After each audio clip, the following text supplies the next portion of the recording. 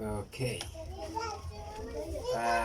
Asanteni sana kwa wale ambao wanatufuata kule katika chaneli zetu zote za wana matengenezo. Nawashukuru, nasema ni asante. Kwa wale ambao wanafanya subscription, tunashukuru na tunasema ni asante na muendelee. Kwa muda sasa hatujaweza kupatana. Kuna wale walikuwa wanauliza kumeenda aje, mafundisho kumefika namna gani, kwa nini tumekoma ama kwa nini hatujakuwa katika mtandao kwa muda.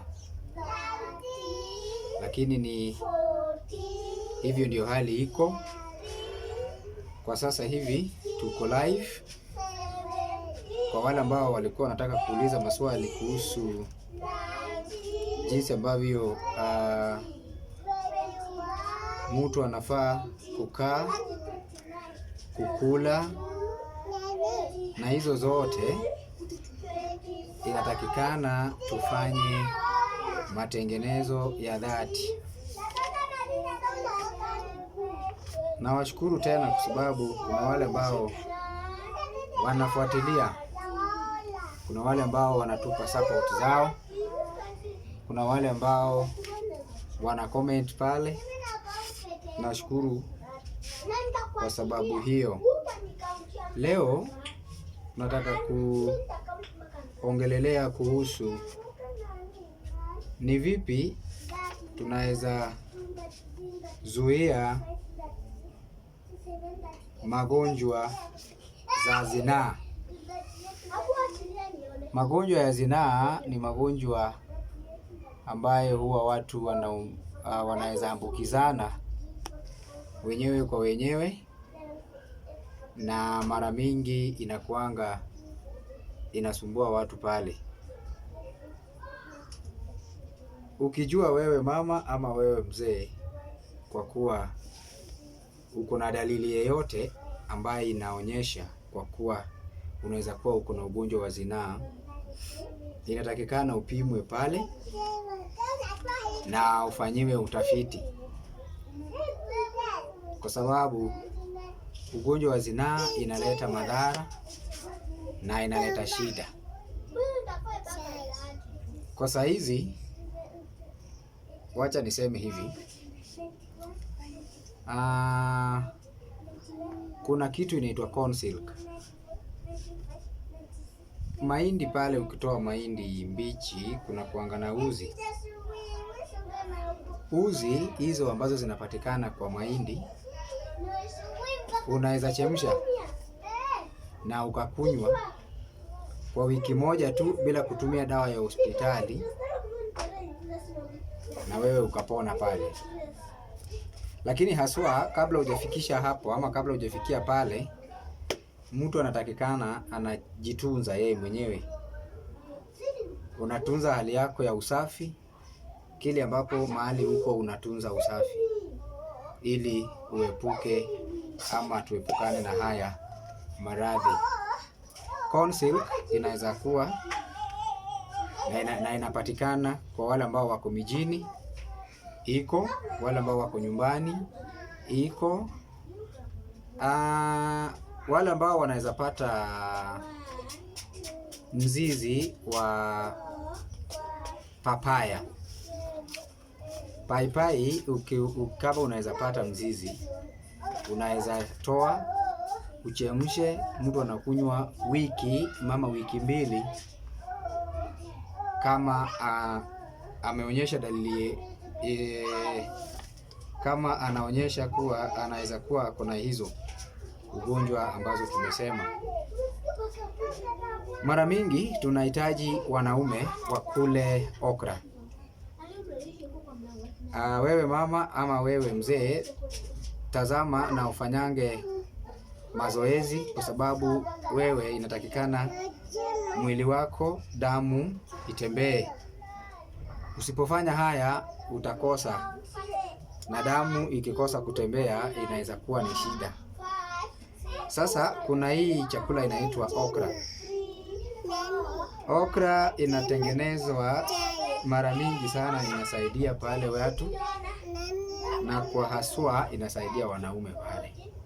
Jinja pamoja na kitunguu saumu ni vyakula ambavyo ziko sawa na zinaweza kukusaidia mahali pale. Bila kupoteza muda, nataka tuingie katika somo, na leo tuko na natural painkillers. Mimi ama wewe, tukihisi ya kuwa tunaumwa na kichwa, tunakimbilia hospitali, tunakimbilia chemists, tunakimbilia kununua ama maduka kununua aspirin, painkiller, Sona moja, Action, na hizo zote kama wana matengenezo sisi tunakataa. Tunasema mara mingi ukitumia madawa haya zinakuletea madhara, kwa sababu wewe haujafanyiwa prescription na daktari. Wewe umepewa nini? Unapatiwa tu dawa, alafu baada ya kupewa dawa wewe unaenda unakunywa. Sasa saa zingine mara mingi tunakosa kutibu ugonjwa, tunaleta ugonjwa kwetu. Sasa si lazima mtu akiwa anaumwa na kichwa awe ako na headache. Sasa headache kuna kuanga na tofauti na kuumwa na kichwa na kuwa na malaria. Malaria, ili mtu augue malaria lazima aumwe na mosquito ama umbu ili awe na plasmodium. Huyo mtu sasa baadaye huyo mtu atakuwa anaugua ugonjwa wa malaria.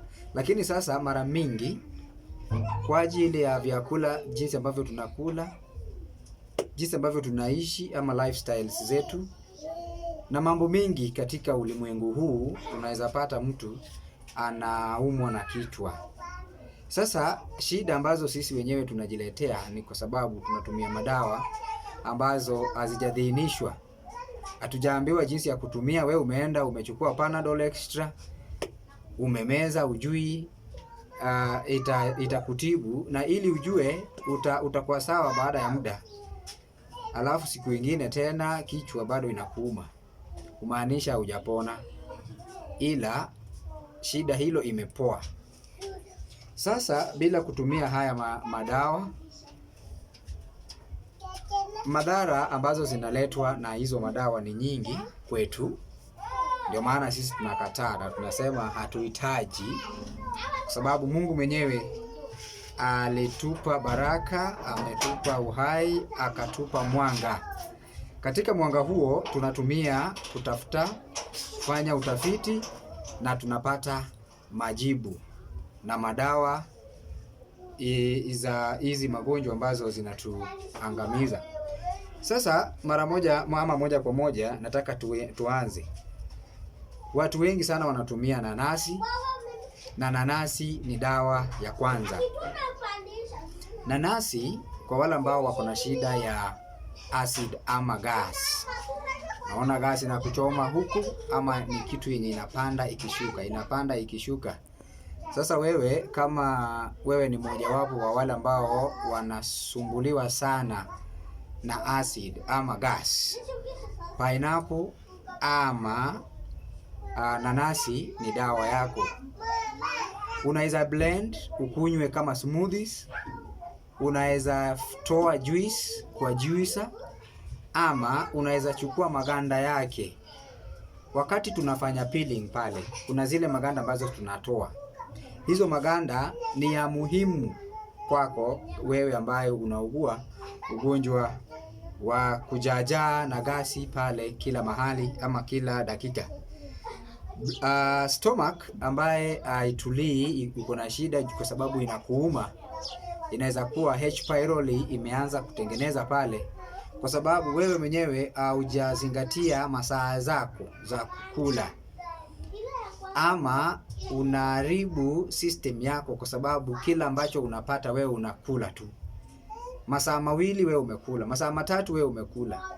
Na ukiona wewe unakula hivyo na unakuwa na njaa, inatakikana ujiangalie, pengine ujiulize, ujifanyie wewe mwenyewe deworming. hiyo ni ya maana sana, kwa sababu huenda ikawa wale ambao wanakuanga katika tumbo wamekuvamia pale, ndio maana unahisi ya kuwa unatakikana ukule. Na mara nyingi tukiwa tumekula, baada ya masaa mawili, masaa matatu, unasikia kama unataka kukula tena, inatakikana ukunywe maji. Mwili inahitaji maji, lakini jinsi ambavyo wewe mwenyewe unahisi ya kuwa unahitaji chakula.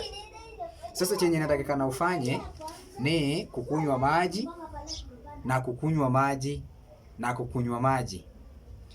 Baada ya kukula, inatakikana uache masaa 5 au masaa 6 ili ukule tena. Nasema ukikula mara 2 kwa siku, hiyo iko sawa. Na kama ni lazima ukule mara 3, kama ni lazima ukule mara 3, basi wacha hiyo chakula cha 3 iwe iko light. Ukumbuke tunajaribu kufanya kile ambacho inatakikana tufanye kwa ajili ya afya. Afya bora sio bora afya. Si lazima uwe na pesa, si lazima ukule nyama, si lazima ukule hizo vitu tamu ndio isemekane wewe uko sawa. Afya bora inakuanga katika hizo vitu vidogo vidogo hivyo, na mara mingi hatuzioni kama ni vitu. Lakini afya hahitaji hizo ambazo sisi wenyewe tunataka. Ndio maana mara mingi nasemanga tuzingatie jinsi ambavyo tunakula. Appetite yako uiweke na ufanyie kazi, kwa sababu ni afya bora, sio bora afya. Painkiller ambaye ni natural ya pili inaitwa blueberries. Blueberries zinapatikananga pale kwa soko. Unaweza enda utafute blueberries, na blueberries inasaidia ya kwanza bladder. Ujue bladder yako ikiwa na shida, utakuwa na shida pia ya kupitisha pale mkojo. Blueberries inasaidia urinary tract infections. Sasa kwa wale ambao wanakuwa na ugonjwa wa zinaa, jinsi ambavyo nilianza, blueberries inasaidia. Ya pili tunaweza tumia ladies finger root. Ya tatu tunaweza tumia garlic pamoja na ginger. Hizi zote ni dawa kwa wale ambao wanaugua haya maradhi. Ya tatu ni turmeric. Turmeric mara mingi tunaipatanga kwa powder. Na ukipata turmeric inakuanga ni yellowish powder. Unaweza itumia pale kwa kupika, unaweza tengeneza chai, unaweza tengeneza kinywaji. Turmeric inasaidia chronic pain kwa tumbo. Kwa wale ambao wanaumwa, wanasikia uchungu sana kwa tumbo, turmeric ni mzuri sana. Okay. Ya 4 tuko na tangawizi ama ginger. Najua kila soko mahali huko kuna ginger, kuna turmeric, kuna cardamom, kuna cinnamon, kuna rosemary. Haya zinasaidia sana kwa ajili sisi wenyewe, zile vyakula ambavyo tunakula, haswa wale ambao wako mijini, uko na shida sana. Lakini inakupasa wewe na mimi tufanye matengenezo ya dhati kwa ajili hutajua ni saa ngapi, ni lini umeanza kuugua. Utajua wakati sasa umelazwa kwenye hospitali, na hatutaki hiyo. Ginger inasaidia muscle. Wale ambao wanaumwa na misuli, iwe ni ya miguu, iwe ni ya mikono, misuli, na anti-inflammatory. Wale ambao wana vimba, ugonjwa wa magoti, kuumwa na joints, ginger inasaidia pale. Tuko na kitu nambari ya 5, tuko na kitu inaitwa peppermint. Peppermint inasaidia sana kwa sababu kwa wale ambao wako na vidonda, inaitwa sore muscles. Peppermint inasaidia. Na hebu sikia venye iko peppermint. Kumaanisha unaweza ipata hata kwa duka. Si lazima ubuka na appointment na daktari. Si lazima uende hospitali. Si lazima uende uone daktari. Wewe unaweza kuwa daktari wa maisha yako. Kwanza ukiamini Mungu, alafu tumie madawa haya, alafu tunasema yote yanawezekana. Ya 3, ya 7, samahani. Ya 7 tuko na matunda ambayo inaitwa cherries. Cherries inasaidia pale kwa kuumwa kwa magoti na kichwa. Sasa wale ambao wanapenda sana kwenda hospitali, kwenda kununua dawa, unanunua headaches, unanunua Panadol extra, unanunua paracetamol. Hizi zote hazikusaidii kwa sababu umekunywa na unaendelea kukunywa na hauponi. Hebu tafuta cherries ukunywe tuone. Na saa zingine hata unagonjeka kwa sababu umekosa matunda kwenye mwili, ama umekunywa sukari sana, ama hata una maji ya kutosha, kwa sababu inatakikana tukunywe maji glass 8. Hiyo ni kama lita 2. Lakini kama hatufanyi haya, inatakikana tuzingatie, kwa ajili hatujui kile ambacho kinatukujia. Red cloves ama karafuu. Karafuu inasaidia toothache. Kwa wale ambao wako na ugonjwa wa jino ama meno pale, itakusaidia. Na gum inflammatory. Jino ama meno pale inakusumbua, na tumbo bado inakusumbua, ukitafuta cloves na kuambia utakupona. Kwanza unajiweka kwenye mikono za Mungu, alafu baadaye unapata kusaidika. Ingine tunapata inaitwa garlic. Garlic ni kitunguu saumu. Mara mingi kwa wanaume ni mzuri, kwa wasichana ni mzuri, lakini sio kwa mtoto mdogo. Garlic inasaidia anti-inflammatory. Wale ambao wakiumwa ama kitu ikiwagwara, ama wakigongwa pale kidogo, wanapata kuvimba. Sasa hiyo uvimbe inakuja kwa sababu huenda ikawa kuna folic acid ama kuna a type ya nutrients ambayo wewe mwenyewe umekosa. Sasa ukipata pale haya, unaweza saidia. Garlic pia bado inaweza tumika. Garlic oil inaweza tumika kwa wale ambao wako na shida za masikio. Sasa kama mtu ako na shida za masikio, anaweza tumia garlic oil. Wale ambao wako na shida za tumbo bado wanaweza tumia garlic. Sasa unaona mambo tunayo, ni ile tu hatutaki kuyafanya. Huenda ikawa wale ambao wanataka kudhibitisha haya, Mungu pia ako na sababu zake, na anakuambia ufanye haya matengenezo kwa ajili ya mafanikio yako. Sasa andiko ya kwanza tunapata katika Proverbs 17:22 kwa wale ambao watakuwa wanasoma. Yeremia 33 aya yake ni ya 6. Yohana 3:1-2. Kutoka 15:26.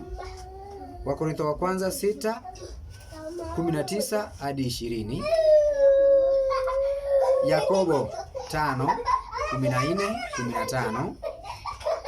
Kutoka 23:25. Timotheo wa kwanza 4:8. Wakorintho wa kwanza 10:31 na Malaki 4 aya yake ni ya pili. Wafilipi 4:6 hadi 7. Yeremia 30:17 na Isaya 55 aya yake ni ya pili.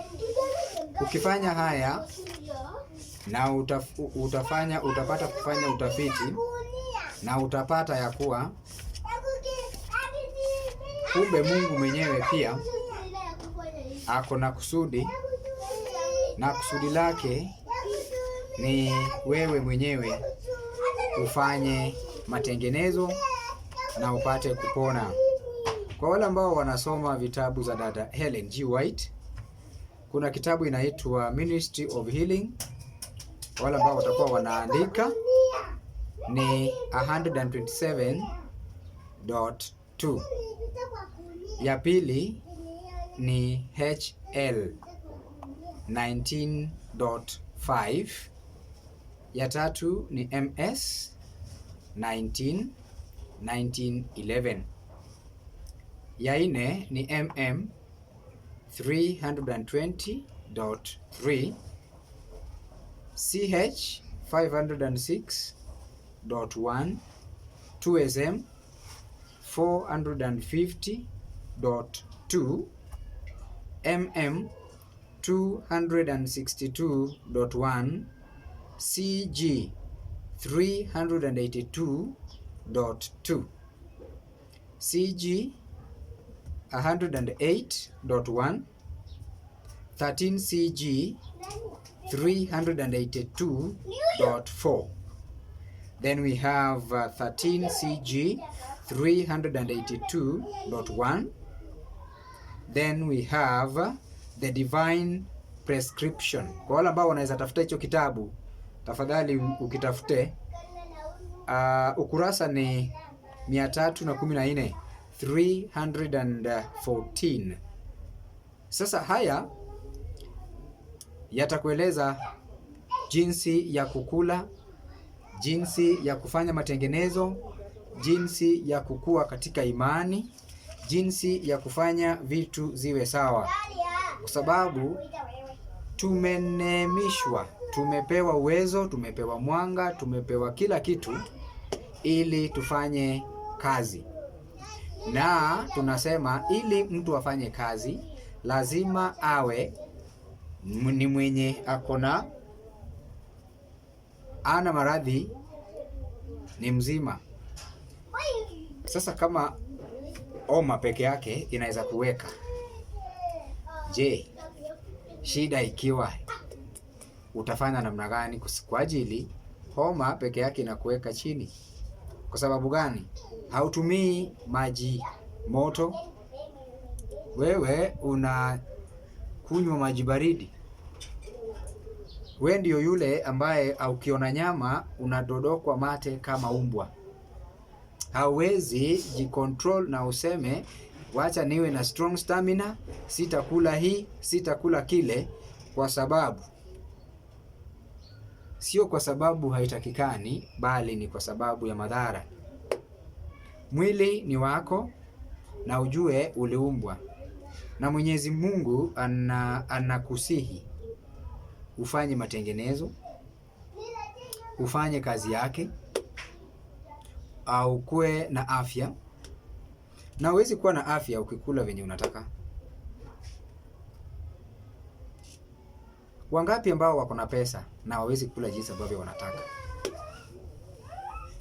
Na ni wangapi hawana pesa na wanataka kukula kile ambacho wenye wako na pesa hawakuli? Mtu yule ambaye hana pesa anatamani sana kukula jinsi ambavyo yule ambaye ako na pesa anakula. Yule ambaye hana pesa anatamanishwa kwa sababu za vitu za dunia. Yule ambaye ako nayo huenda ikawa sasa yeye atakataa, ama kwa sababu daktari atakuwa amesema usile hii, usile kile. Unangoja ufike hapo? Fanya matengenezo, kula jinsi ambavyo inatakikana.